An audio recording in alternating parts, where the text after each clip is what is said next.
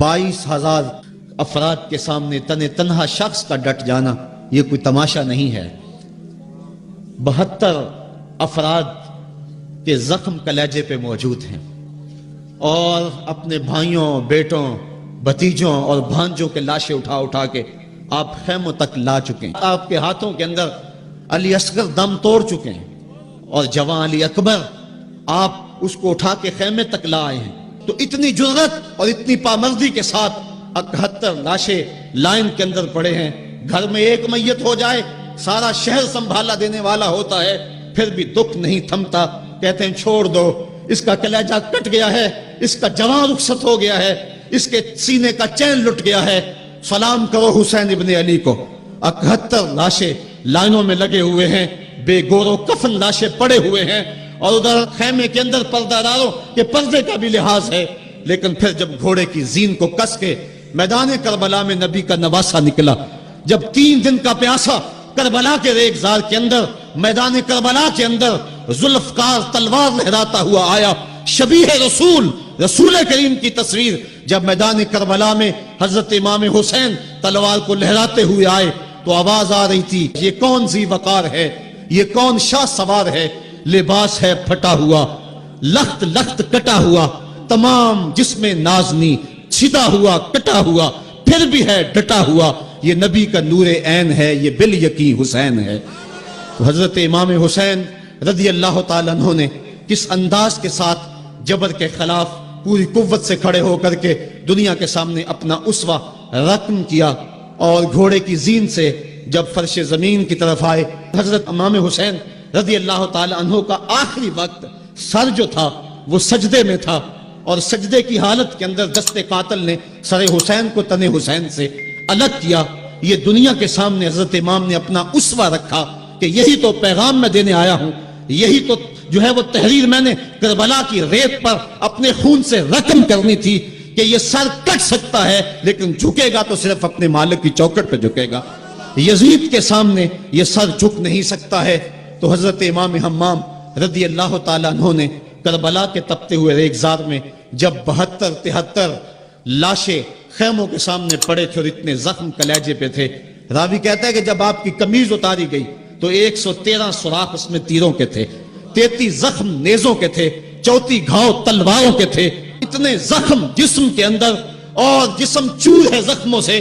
لیکن حضرت امام حسین نے جب پیشانی سجدے میں رکھی تو آخری لفظ یہ تھے، اللہم رضن بقضائک وصبرن علی بلائک تسلیما لامرک سبحان ربی الاعلی۔ مالک تیری تقدیر پہ راضی ہو گیا ہوں، مالک زخم سے پہ بھی میں مسکرا رہا ہوں، مالک تیری طرف سے جو دکھ آئے میں نے ان کو قبول کیا، جے سونا میرے دکھ وچ راضی تے میں سکھ نو چلے ڈاواں، مالک میں سب کچھ قبول کیا، حسین تیری رضا پہ راضی ہے، میرے مالک تو بھی بتا تو بھی حسین پہ راضی ہوا ہے کہ نہیں ہوا ہے۔ آواز آ رہی تھی، اس پیاسے پر علی شیر خدا کو ناز ہے، اس نواسے پر محمد مصطفیٰ کو ناز ہے، اوروں نے بھی سجدہ کیا پر اس کا عجب انداز ہے، اس نے وہ سجدہ کیا جس پر خدا کو ناز ہے۔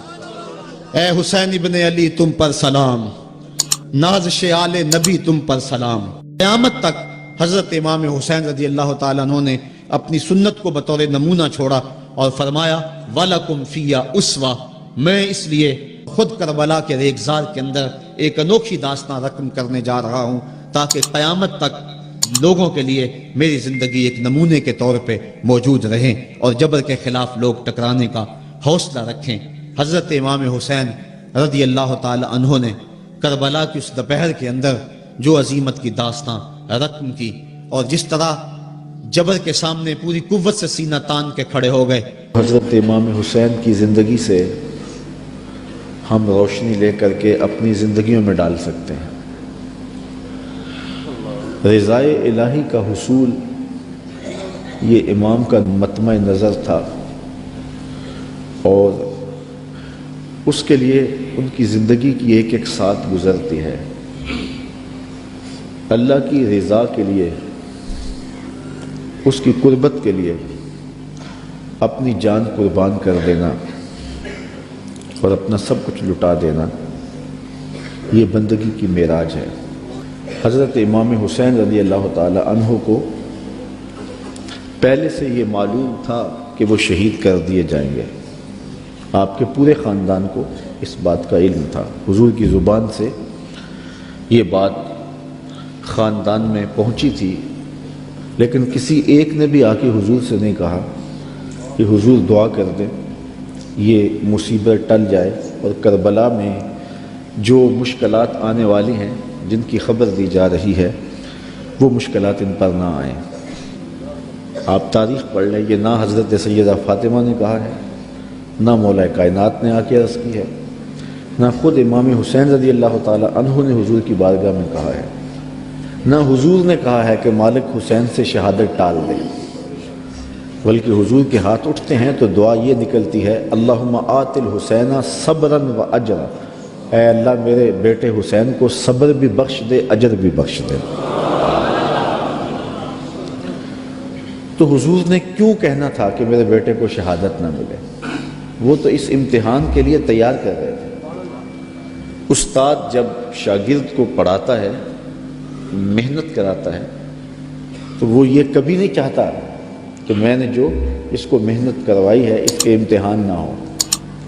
وہ کہتا ہے یہ امتحان گاہ میں جائے، زمانے کو پتہ چلے کسی استاد نے پڑھایا تھا. تو حضور حضرت امام حسین کے لیے دعا مانگ رہے ہیں کہ مالک اسے صبر بھی دے، اجر بھی دے. جب کربلا میں حسین پیاس کاٹے تو پھر بھی ان کی زبان پر شکایت کا لفظ نہ آئے تو لوگ کہیں واقعی پیغمبر کی زبان چوسی تھی. حضرت امام حسین واقعی حضور کے کندھوں پہ کھیلے تھے.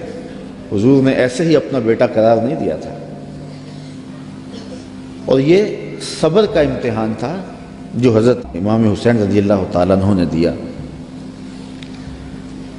ورنہ اگر یہ چاہتے تو فرات چھلک کے آپ کے قدموں میں آ کے سلامی نہ کرتے.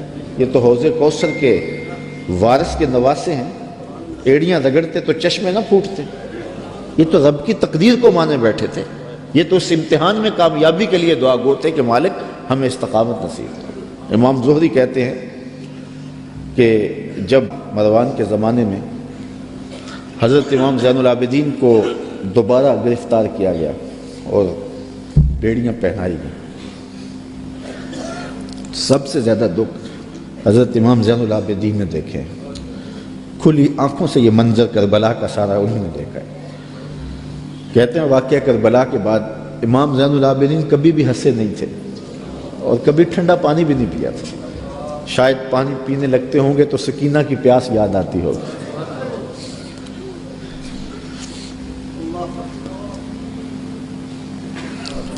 لیکن آپ کے ہاتھوں میں ہاتھ کڑیاں ڈال لی گئی اور قید میں ڈال دیا گیا. امام زہری کہتے ہیں کہ میں نے جو ہی امام کو دیکھا تو امام زہری رو پڑے. امام زین العابدین نے کہا زہری رو کیوں رہے ہو؟ میں نے کہا حضرت آپ کے ان ہاتھوں میں ہاتھ کڑیاں ہیں، پیغمبر زادے ہو، دنیا کو دین دیا ہے اور آج آپ کے ہاتھ میں ہاتھ کڑیاں ہیں. امام زہری کا دل پھٹتا جا رہا ہے. امام زین العابدین فرمانے لگے زہری پریشان ہونے کی ضرورت نہیں، ہم تو اس کی تقدیر کے اوپر راضی ہیں، ورنہ یہ زنجیریں کیا ہیں؟ آپ نے جھٹکا دیا، زنجیریں ٹوٹ گئیں. کہا یہ ہمارے لیے نہیں ہے. تو یہ کربلا کی مشکلیں ٹل جاتی ہیں اگر حضرت امام چاہتے، لیکن انہوں نے تو مشکل کو سہ کے اور قربانیاں دے کے عظیمت کی داستان رقم کرنی تھی اور وہ زمانے نے دیکھا. تو حضرت امام حسین رضی اللہ تعالی عنہ کی سیرت سے یہ چیز سیکھی جا سکتی ہے کہ ہم اپنے آپ کو قربانی کے لیے تیار کریں اور اپنے فکر کی، اپنی سوچ کی پرورش اس طرح کریں کہ کبھی مشکل وقت میں کھڑا ہونے کا مرحلہ آ پہنچے تو پھر ہمارے قدم ڈگمگائے نہ، پھر ہمارے پاؤں میں لرزش نہ آ جائے.